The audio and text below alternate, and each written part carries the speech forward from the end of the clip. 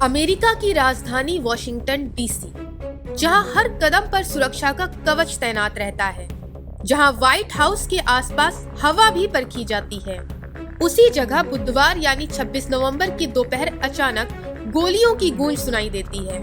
कुछ ही सेकंड में चीख पुकार, दौड़ भाग और सुरक्षा अलर्ट का माहौल बन जाता है। वहीं दूसरी ओर 2 वेस्ट वर्जीनिया नेशनल गार्ड सैनिक जमीन पर गिर चुके थे और हमलावर की पहचान को लेकर अफरा तफरी मच गई थी।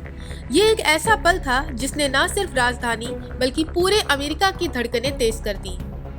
ऐसे में यहाँ ये सवाल उठने लगा कि आखिर कौन है वो अपराधी जिसने अमेरिका जैसे महाशक्तिशाली देश में आतंक को फैलाया। आखिर कौन है वो जिसने अमेरिकी सैनिकों पर हमला किया। दरअसल अमेरिका की राजधानी वॉशिंगटन डीसी में उस वक्त भय का माहौल बन गया जब देश के सबसे पावरफुल राष्ट्रपति डोनाल्ड ट्रंप के सरकारी आवास व्हाइट हाउस से कुछ दूरी पर गोलीबारी की घटना सामने आई। इस गोलीबारी में करीब 3 लोग घायल हुए, इसमें 2 नेशनल गार्ड को भी गोली लगी है।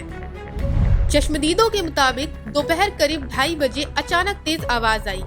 सड़क पर मौजूद लोगों ने देखा कि एक व्यक्ति कोने से निकलकर सैनिकों पर बिना किसी चेतावनी के गोलियां चलाने लगा, जिसमें 2 गार्ड गंभीर रूप से घायल होकर गिर पड़े। जिसके बाद बाकी सैनिकों ने फुर्ती दिखाते हुए यू शेप फॉर्मेशन में हमलावर को घेर लिया और उसे निहत्था कर दिया। वहीं दोनों घायल गार्ड्स को तुरंत अस्पताल ले जाया गया, जहां उनकी हालत बेहद नाजुक बताई गई। मेयर मुरियल बाउजर ने इसे टारगेटेड अटैक करार दिया है।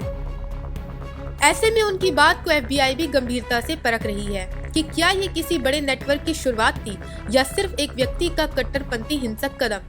वहीं घटना के कुछ घंटे बाद FBI डायरेक्टर काश पटेल ने बताया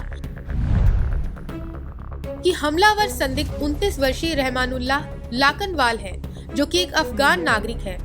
इसे 2021 में तालिबान कब्जे के बाद अमेरिका लाया गया था। शुरुआती रिपोर्टों के मुताबिक वो व्हाइट हाउस से महज 2 ब्लॉक दूर स्थित एक मेट्रो स्टेशन के पास घूम रहा था। जैसे ही उसकी नजर गश्त पर खड़े नेशनल गार्ड के सैनिकों पर पड़ी, उसने अचानक फायरिंग शुरू कर दी। दस्तावेजों के अनुसार हमलावर अकेला था और घटना के बाद भागने की कोशिश में वो घायल हो गया, जिसके बाद उसे मौके पर ही दबोच लिया गया और अब उससे लगातार पूछताछ हो रही है। वहीं इस अप्रिय हमले के बाद राष्ट्रपति डोनाल्ड ट्रंप का काफी सख्त और सीधा बयान सामने आया है। फ्लोरिडा से राष्ट्र को संबोधित करते हुए ट्रंप ने इसे आतंकी हमला और मानवता के खिलाफ अपराध बताया। ट्रंप ने दावा किया कि ये वही अफगान नागरिक है जिसे बाइडेन प्रशासन ने 2021 में एयरलिफ्ट कर अमेरिका में बसाया था। उनका कहना था कि अफगानिस्तान से बिना जांच पड़ताल लाए गए हर व्यक्ति की अब दोबारा स्क्रीनिंग होगी। जो अमेरिका की सुरक्षा के लिए खतरा है, उसे देश छोड़ना होगा। ऐसे में इस बयान के बाद अमेरिका में इमिग्रेशन नीति फिर केंद्र में आ गई है। प्रशासन ने तुरंत अफगान नागरिकों की सभी नई इमिग्रेशन प्रक्रियाएं रोकने का आदेश जारी कर दिया है। वहीं इस हमले के बाद सुरक्षा व्यवस्था कड़ी कर दी गई है। हमले के तुरंत बाद वॉशिंगटन में अतिरिक्त 500 नेशनल गार्ड सैनिक भेज दिए गए। वहीं पहले से काम कर रहे 1700 से ज्यादा सैनिकों के साथ अब राजधानी की गलियों में सुरक्षा का घेरा और मजबूत हो गया है। हर वाहन की चेकिंग, हर प्रवेश बिंदु पर सख्त निगरानी और व्हाइट हाउस जोन में हाई अलर्ट जारी है। हालांकि थैंक्सगिविंग से ठीक पहले हुई इस घटना ने सुरक्षा एजेंसियों की परीक्षा और कठिन कर दी है।